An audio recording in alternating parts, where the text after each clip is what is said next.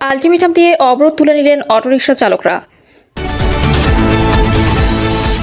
জানাবো 2.25 কোটি টাকার মনোনয়ন বাণিজ্য ফাঁসলেন জাতীয় পার্টির রাঙ্গা। তারেক রহমানের নিরাপত্তা বেহুলার বাসর ঘরের মতো যেন ছিদ্র না থাকে বলছেন রিজভী। এবং সর্বশেষ জানাবো সিংগাইরের চোর সন্দেহে দুজনকে পিটিয়ে হত্যা। দর্শক শুনছিলেন সংবাদ শিরোনাম, এবার জানিয়ে দিব বিস্তারিত সংবাদ। তবে তার আগে অনুরোধ থাকবে ভিডিওটিতে একটি লাইক দিন এবং ভিডিও সম্পর্কে আপনাদের গুরুত্বপূর্ণ মতামত কমেন্ট করে জানিয়ে দিন। আলটিমেটাম দিয়ে অবরোধ তুলে নিলেন অটোরিকশা চালকরা।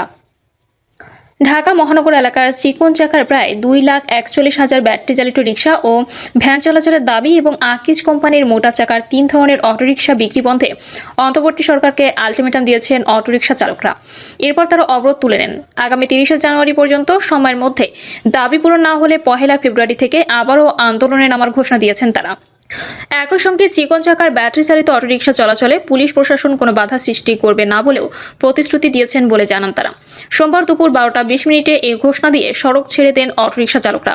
এরপর কুড়িল থেকে বাড্ডা রামপুরা অভিমুখে সড়কে যান চলাচল শুরু হয়েছে। জানা যায়, ঢাকা সিটি কর্পোরেশন এলাকায় বুয়েট উদ্ভাবিত এবং আকিজ গ্রুপ উৎপাদিত মোটা চাকার ব্যাটারি চালিত অটোরিকশা বিক্রি ও চলাচল বন্ধ এবং চিকন চাকার প্রায় 2,41,000 ব্যাটারি চালিত রিকশা ও ভ্যান চলাচলের দাবিতে রাজধানীর বাজারে মানববন্ধনের ডাক দেন রিকশা ও ভ্যান শ্রমিকরা। তবে মানববন্ধনের কথা থাকলেও সকাল 10:45 দিকে তারা সড়ক অবরোধ করেন। এতে বাড্ডা রামপুরা সড়কের উভয় পাশের রাস্তায় যান চলাচল বন্ধ হয়ে যায়। তীব্র যানজটে ভোগান্তিতে পড়ে মানুষ। অফিসগামী চাকরিজীবীরাও অবরোধে আটকা পড়েন। পুলিশে জানায়, শ্রমিকদের কর্মসূচিতে সড়ক অবরোধের পূর্ব ঘোষণা ছিল না। তারা কেবল মানববন্ধন করার কথা জানিয়েছিলেন। কিন্তু কর্মসূচি চলাকালে উত্তর বাড্ডা ফুজি টাওয়ারের সামনে মূল সড়ক অবরোধ করে দেন অটোরিকশা চালকরা। 2.25 কোটি টাকার মনোনয়ন বাণিজ্য ফাঁসলেন জাতীয় পার্টির রাঙ্গা। সাবেক পল্লী উন্নয়ন ও সমবায় প্রতিমন্ত্রী এবং জাতীয় পার্টির প্রেসিডিয়াম সদস্য ও সাবেক মহাসচিব মোহাম্মদ মশিউর রহমান রাঙ্গার বিরুদ্ধে দ্বাদশ সংসদ নির্বাচনে অংশগ্রহণের জন্য সুযোগ তৈরি করে দিয়ে 1,70,00,000 টাকা ঘুষ হিসেবে গ্রহণের প্রমাণ পেয়েছে দুর্নীতি দমন কমিশন। কুড়িগ্রাম 2 আসনের সাবেক এমপি পনির উদ্দিন আহমেদ কাছ থেকে ওই টাকা ঘুষ হিসেবে নেওয়ার অভিযোগে রাঙ্গা ও পনির উদ্দিনের বিরুদ্ধে মামলার সিদ্ধান্ত নিয়েছে সংস্থাটি। অনুসন্ধান প্রতিবেদন সূত্রে জানা যায়, সাবেক পল্লী উন্নয়ন ও সমবায় প্রতিমন্ত্রী এবং জাতীয় পার্টির প্রেসিডিয়াম সদস্য ও সাবেক মহাসচিব মোহাম্মদ মশিউর রহমান রাঙ্গা ব্যবসায়িক সম্পর্ক না থাকা সত্ত্বেও আসামি কুড়িগ্রাম 2 আসনের সাবেক এমপি পনির উদ্দিন আহমেদকে দ্বাদশ সংসদ নির্বাচনে অংশগ্রহণের জন্য সুযোগ তৈরি করে দিয়ে 1,70,00,000 টাকা ঘুষ হিসেবে গ্রহণ করেছেন। অনুসন্ধানকালে আরও দেখা যায়, আসামি পনির উদ্দিন আহমেদ মেসার্স জলিল ব্রি ফ্যাক্টরি এবং হক স্পেশাল নামীয় প্রতিষ্ঠানের স্বত্বাধিকারী। ইসলামী ব্যাংক বাংলাদেশের কুড়িগ্রাম শাখায় পরিচালিত আসামি পনির উদ্দিন আহমেদের মালিকানাধীন হক স্পেশাল নামীয় হিসাব থেকে 2018 সালের 30 অক্টোবর ওই ব্যাংকের রংপুর শাখায় পরিচালিত আসামি মোহাম্মদ মশিউর রহমান রাঙ্গার হিসাবে 20 লাখ টাকা ট্রান্সফার করা হয়। সোনালী ব্যাংক লিমিটেডের কুড়িগ্রাম শাখা থেকে পনির উদ্দিন আহমেদ রাঙ্গার সোনালী ব্যাংকের সংসদ ভবন শাখায় 2018 সালের নভেম্বরের 4 দফায় 1,50,00,000 টাকা জমা করেন। এভাবে মোট 1,70,00,000 টাকা ঘুষ হিসেবে দেওয়া হয়েছে। ওই টাকার স্থানান্তর, হস্তান্তর, রূপান্তর লেনদেনের মাধ্যমে আড়াল করার চেষ্টা করেছে, যা দণ্ডবিধির 161, 65, 109 ধারা, দুর্নীতি প্রতিরোধ আইন 1947 এর 5-2 এবং মানি লন্ডারিং প্রতিরোধ আইন 2012 এর 4-2 এবং 4-3 ধারায় শাস্তিযোগ্য অপরাধ হয়েছে। এ কারণে তাদের বিরুদ্ধে মামলা রুজুর সিদ্ধান্ত দিয়েছে কমিশন।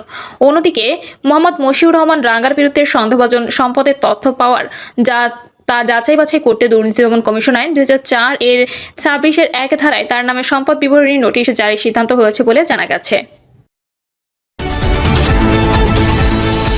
তারেক রহমানের নিরাপত্তা বেহুলার বাসর ঘরের মতো যেন ছিদ্র না থাকে বলছেন রিজভী। অন্তর্বর্তীকালীন সরকারের উদ্দেশ্যে বিএনপির সিনিয়র যুগ্ম মহাসচিব রুহুল কবির রিজভী বলেছেন, বিএনপির চেয়ারম্যান তারেক রহমানের নিরাপত্তায় কোনো ধরনের ফাঁক যেন না থাকে। তারেক রহমানের নিরাপত্তা হতে হবে সম্পূর্ণ নিষিদ্ধ, বেহুলার বাসর ঘরের মতো যেন কোনো ছিদ্র না থাকে। রিজভী বলেন, তারেক রহমানের নিরাপত্তা নিয়ে সংবাদ প্রকাশ হয়েছে, আমরা এ বিষয়ে উদ্বিগ্ন। বারবার বলেছি, চেয়ারম্যানের নিরাপত্তার বিষয়টি সরকারকে সর্বোচ্চ গুরুত্ব দিতে হবে। আপাত দৃষ্টিতে আমরা সেই মাত্রার উদ্যোগ দেখতে পাচ্ছি না। তিনি জানান, গতকাল গুরুতর আহত পরিবারের সঙ্গে বিএনপির চেয়ারম্যান তারেক রহমানের একটি মত বিনিময় সভা অনুষ্ঠিত হয়। সেই সভায় একজন মায়ের আকুতি ও বুক ভরা কান্না দেখে চেয়ারম্যান গভীরভাবে বিচলিত হন।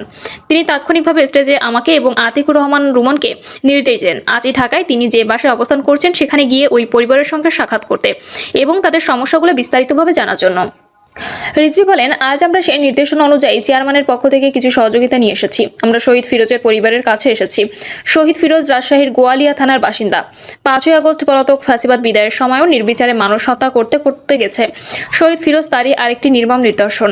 রিজভী বলেন, আপনারা জানেন আগামী নির্বাচনে জনগণের সমর্থনে বিএনপি নির্বাচিত হলে চেয়ারম্যান যে অঙ্গীকার করেছেন তা বাস্তবায়ন করা হবে। তিনি সবসময় বলেছেন, ক্ষমতায় গেলে প্রতিটি শহীদ পরিবার ও আহত পরিবারকে পুনর্বাসিত করা হবে এবং প্রয়োজনীয় রাষ্ট্রীয় সুযোগ সুবিধা নিশ্চিত করা হবে। নির্বাচন প্রসঙ্গে রিজভী বলেন, আমরা আশা করছি আগামী নির্বাচন অবাধ, সুষ্ঠু ও অন্তর্ভুক্তিমূলক হবে। তবে কিছু দৃষ্টান্ত এবং নির্বাচন কমিশনের আচরণ দেখে মাঝে মধ্যে আমাদের মনে প্রশ্ন জাগে, নিরপেক্ষতার জায়গায় কোনো চিড় ধরছে কিনা।